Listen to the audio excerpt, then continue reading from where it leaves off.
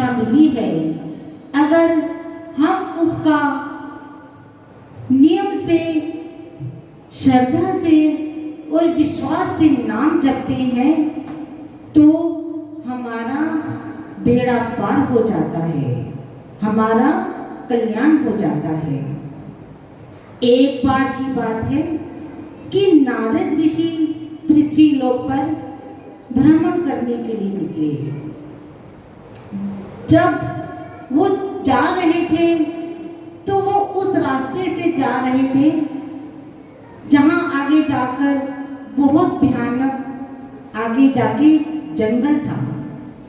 जब उस रास्ते पर जा रहे थे तो कुछ लोगों ने देखा कि ये संत इस तरफ जा रहे हैं तो आगे तो बहुत ही भयानक जंगल है।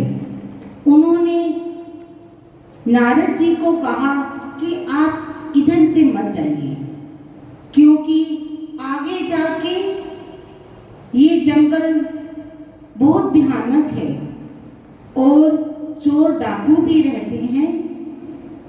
एक ऐसा डाकू है जो भी यात्री जाता है उससे धन, उसका सामान ले लेता है और उसे जान से मार देता है, और उस डाकू का नाम है रत्नाकर। तो नारद जी कहने लगे, मेरे पास तो ऐसा कोई धन नहीं जिसको वो छीन ले और मुझे मार सके। वो उन लोगों की बात को नहीं सुनते और उसी तरफ जाते हैं। जब अंदर जाते हैं, आधे रास्ते पहुंच जाते हैं तो भयानक जंगल शुरू हो जाता है। रास्ते से गुजर रहे हैं, जंगल से गुजर रहे हैं तो पीछे से आवाज आती है, रुक जा, जो भी तेरे पास है वो मुझे दे दे, नहीं तो मैं तुझे मार दूंगा। नारद जी नहीं रुकते। फिर पीछे से आवाज आती है, मैंने कहा रुक जाओ, जो भी तुम्हारे पास है वो मुझे दे दो, जो भी धन वस्तु जो भी तुम्हारे पास है वो मुझे दे दो, अगर नहीं दोगे तो मैं तुम्हें जान से मार दूंगा। इतने में वो जो डाकू रत्नाकर नारद जी के सामने खड़ा हो जाता है। जब वो नारद जी के दर्शन करता है तो उसको एक अजीब सी अनुभूति होती है, क्योंकि संत के दर्शन करने से आधे पाप तो वैसे ही कट जाते हैं। उन्होंने कहा, क्या है? वो कहते हैं, नारद जी ने कहा, आप ऐसा क्यों करते हो? जो भी इधर से जाता है आप उसे मारते हो और उसका धन, उसकी कोई वस्तु लूट लेते हो, ये आप क्यों करते हो?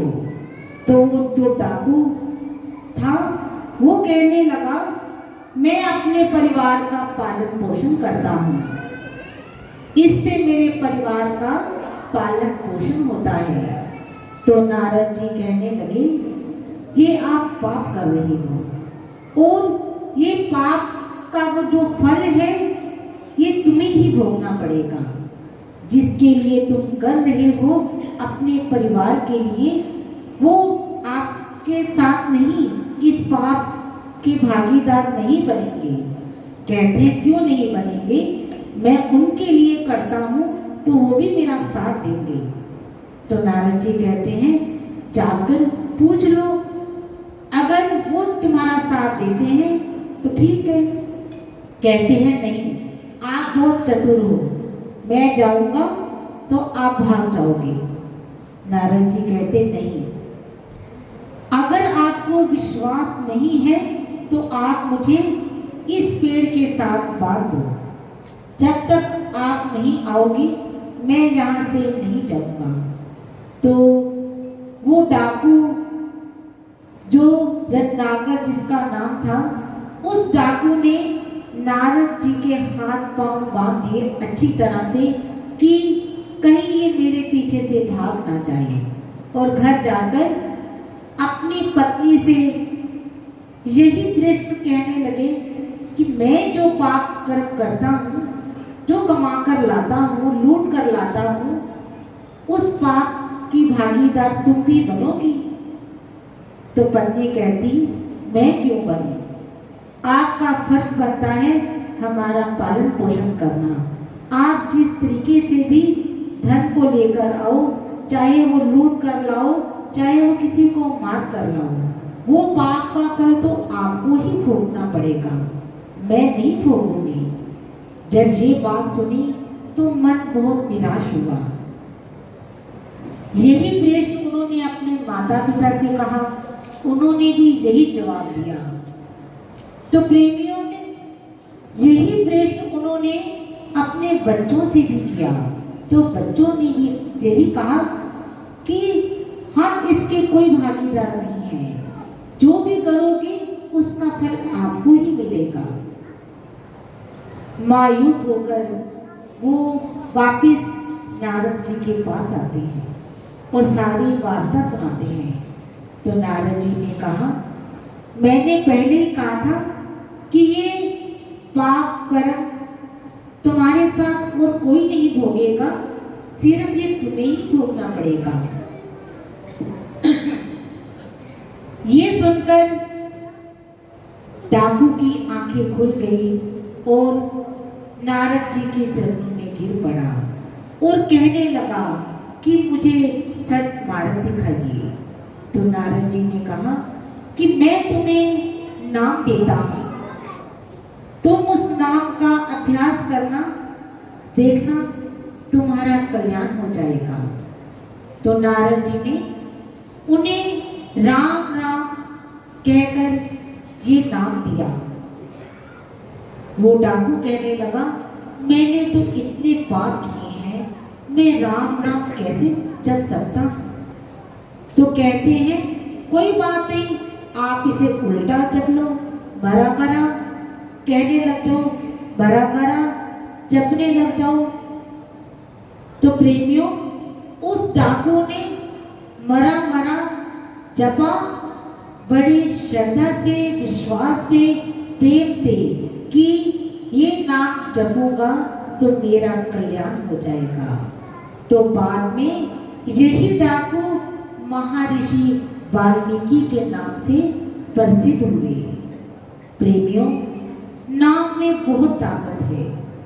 श्री सद्गुरुदेव जी ने हमें नाम दीक्षा दी है। हमारा कर्तव्य बनता है कि हम इस नाम को जपें और अपने जीवन का कल्याण करें।